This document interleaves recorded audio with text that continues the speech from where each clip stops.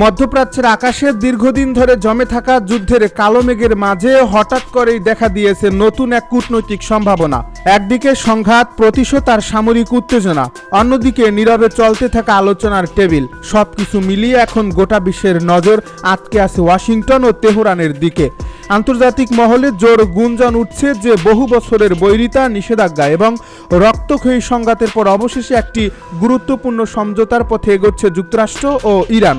যদি শেষ মুহূর্তে কোনো অপ্রত্যাশিত পরিবর্তন না ঘটে, তাহলে আগামী কয়েকদিনের মধ্যেই বিশ্বের সামনে উন্মোচিত হতে পারে এমন এক কূটনৈতিক অধ্যায় যা মধ্যপ্রাচ্যের রাজনীতির গতিপথ বদলে দিতে পারে। কূটনৈতিক সূত্রগুলো ইঙ্গিত দিচ্ছে দুই দেশের প্রতিনিধিদের মধ্যে দীর্ঘ আলোচনার পর একটি সমঝোতা কাঠামো নিয়ে উল্লেখযোগ্য অগ্রগতি হয়েছে। বিভিন্ন আন্তর্জাতিক বিশ্লেষক মনে করছেন যুদ্ধের ধ্বংসাত্মক প্রভাব এবং অর্থনৈতিক চাপ উভয় পক্ষকে নতুন করে ভাবতে বাধ্য করছে। তাই সরাসরি সংঘাতের পথ থেকে সরে এসে আলোচনার মাধ্যমে উত্তেজনা কমানোর চেষ্টা চলছে। তবে এখনও আনুষ্ঠানিক ঘোষণা না আসায় পরিস্থিতি নিয়ে অনিশ্চয়তা রয়ে গেছে।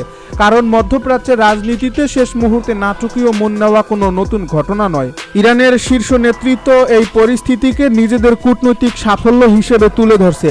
তেহরানের কর্মকর্তারা দাবি করছেন, সামরিক ও রাজনৈতিক চাপের মুখেও তারা নিজেদের অবস্থান থেকে সরে যায়নি, বরং দীর্ঘ সংঘাতের পর বিশ্ব শক্তিগুলো এখন ইরানের গুরুত্ব নতুন করে উপলব্ধি করতে বাধ্য হয়েছে। দেশটির নেতারা বারবার বলছেন তাদের কৌশল এবং ধৈর্যের ফলেও আজ আলোচনার পরিবেশ তৈরি হয়েছে। এর ফলে ইরানের অভ্যন্তরে এই সম্ভাব্য সমঝোতাকে অনেকেই জাতীয় অর্জন হিসেবে দেখছেন। অন্যদিকে যুক্তরাষ্ট্রের রাজনৈতিক অঙ্গনেও বিষয়টি নিয়ে ব্যাপক আলোচনা চলছে। ওয়াশিংটনের ভেতরে এমন একটি ধারণা তৈরি হয়েছে যে দীর্ঘ সংঘাত চালিয়ে যাওয়ার চেয়ে একটি নিয়ন্ত্রিত সমঝোতা অনেক বেশি কার্যকর হতে পারে।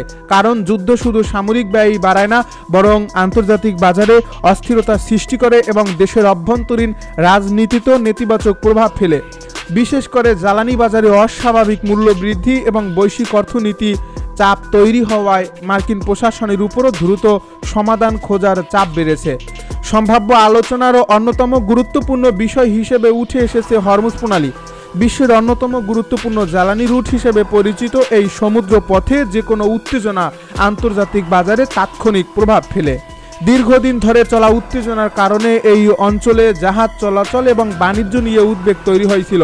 এখন যদি আলোচনার মাধ্যমে নিরাপত্তা নিশ্চিত করা যায়, তাহলে বৈশ্বিক তেল বাজারেও স্বস্তি ফিরে আসতে পারে। অর্থনীতিবিদদের মতে এই একটি বিষয়ই বিশ্বের বহু দেশের জন্য অত্যন্ত গুরুত্বপূর্ণ। একই সঙ্গে অর্থনৈতিক নিষেধাজ্ঞা প্রশ্নেও নতুন সমীকরণ তৈরি হয়েছে। বহু বছর ধরে কঠোর অবরোধের কারণে ইরানের অর্থনীতি বড় ধরনের চাপের মধ্যে রয়েছে। তাই সম্ভাব্য সমঝোতার অংশ হিসেবে কিছু অর্থনৈতিক সীমাবদ্ধতা শিথিল করার বিষয়টি আলোচনায় এসেছে বলে বিভিন্ন মহলে আলোচনা চলছে। যদিও এসব তথ্যের অনেকটাই এখনও আনুষ্ঠানিকভাবে নিশ্চিত হয়নি, তবুও কূটনৈতিক পর্যায়ে বিষয়টি নিয়ে ব্যাপক আগ্রহ দেখা যাচ্ছে। তবে পুরো প্রক্রিয়ায় সবচেয়ে স্পর্শকাতর দিক হচ্ছে পারমাণবিক কর্মসূচি। এই ইস্যুই বহু বছর ধরে যুক্তরাষ্ট্র ও ইরানের সম্পর্কের কেন্দ্রে অবস্থান করছে।